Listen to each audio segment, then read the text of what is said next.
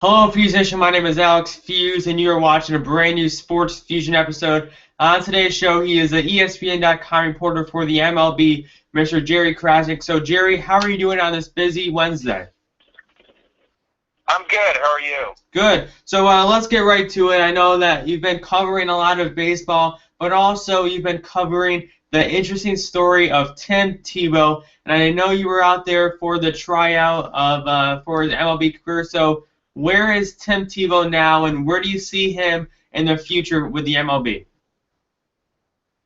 Well, right now he's still out there. He's doing working for ESPN, doing college football, and he's talking to teams and maybe waiting for an opportunity. And as you've seen, it looks like Atlanta is the most aggressive team. There's been quite a bit written about that. They certainly seem to be interested in giving him a chance and taking a look at him. So, I think there's other teams that his agent have talked to, but they've clearly been the most upfront about their interest. And, right now I would have to say they're the front runner to sign him.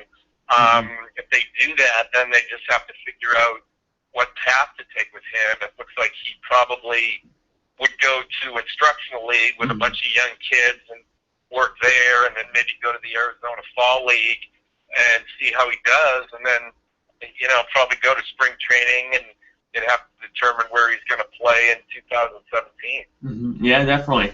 Okay, so we'll switch gears now and talk some pennant race baseball. I know there's a few weeks left of the regular season, and it's been a crazy season for a few teams, and one of those teams is the Yankees, okay? They got rid of Chapman and Miller and Beltran, and they also got rid of a rotation spot with Nova sending him to the Pirates, and the Yankees kind of, said, this is our transitional period, and we're moving to the young baby bombers, and now, where do you see the Yankees being now, especially with 3.5 games out of the wild card and 4.5 out of the division?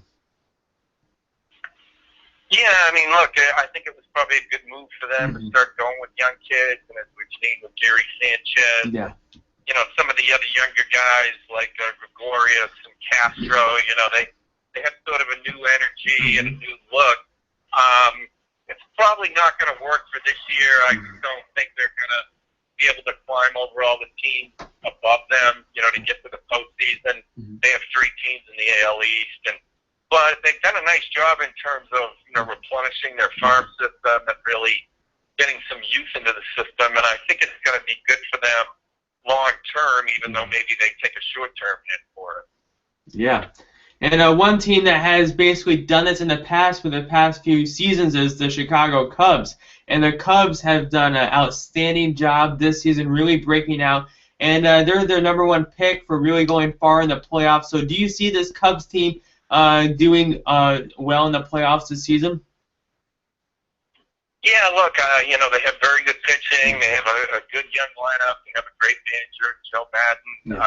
The one thing they have probably that other teams don't have is a ton of pressure on them, So we'll see what happens when they get to the postseason. They're the one team I think that you would say if they don't win the World Series this year, it's probably considered a failure as a season, and that's probably unfair because they're going to win over 100 games. But, just because they haven't won since 1908, everybody wants them to go the distance, and if there's not a parade, it's kind of like there's going to be disappointment. So I think that's a difficult thing to hang on them, but on the other hand, it seems to be a group that really embraces the pressure and has been great dealing with that. So when you look at all the teams out there, they're the most complete team, and they're going to have to maybe deal with clinching early, and sometimes that's not always a good thing because you kind of maybe can relax and you have to try to get it back. So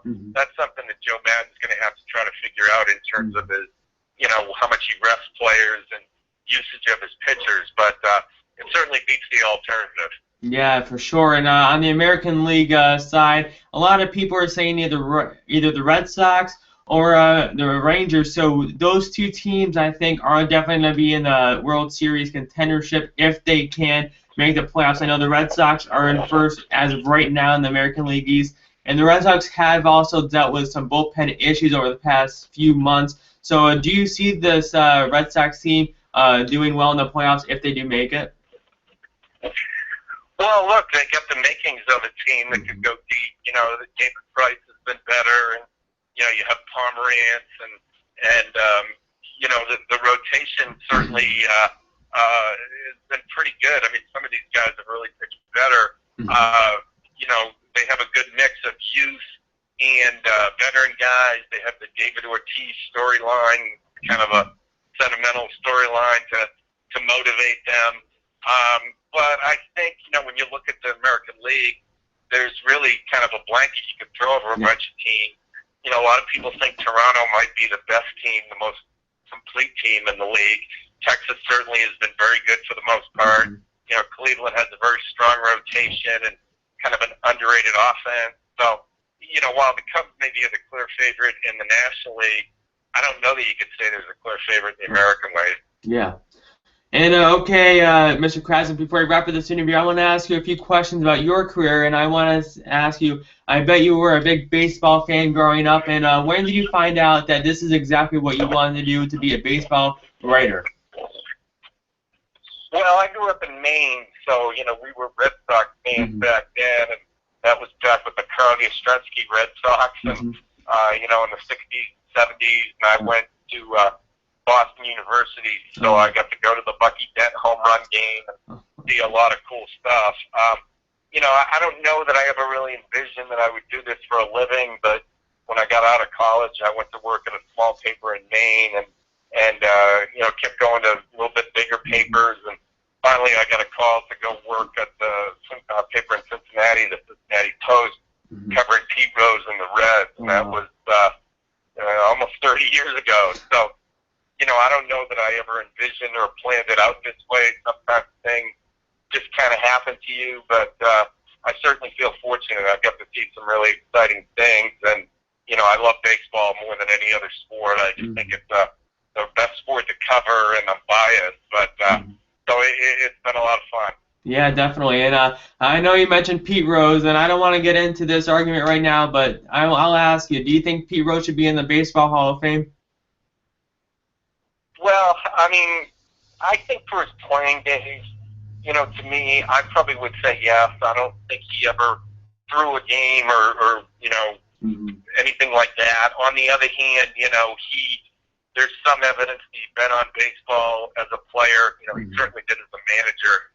And if he's been on baseball as a player, it's the most important thing. You know, it cuts at the core of the integrity of the game. You know, it goes back to the Black Sox in 1919. You know, that will be the ruination of baseball if they ever accepted anything like that. So at this point, it really doesn't matter what I think, because, you know, they've already ruled that they're not going to accept his bid for, you know, to be readmitted to baseball. I mean, he's banned from baseball, and until he's not banned from baseball, he can't get on a Hall of Fame ballot. His time has passed actually for that, too. You know, the only way he could be considered is through the Veterans Committee, but Rob Manfred, the commissioner, reviewed it and made his decision last year. So I don't think you're ever going to see Pete Rose in the Hall of Fame, and it's certainly a sad, tragic story, but he really has only himself to blame for it. Yeah, definitely. Okay, Mr. Crasnick, I want to say thank you for taking the time out of your busy day to come on this Sports Fusion episode, and I hope to have you on again soon to talk some more pennant race baseball. Thank you, Alex. Thank you. Okay, Feuzion, you just heard it from Jerry Crasnick. We talked some pennant race baseball. Who does he think is going to be in the World Series this season? Well, he thinks a Cub on the National League side, but he said there isn't really one clear-cut American League winner. Okay, Feuzion, I'll be back live at 3 p.m. with Jason Romano, who is a Mike and Mike producer, to talk a little about my trip down the ESPN studios last Thursday. Thank you, Feuzion. I will see you in a few minutes.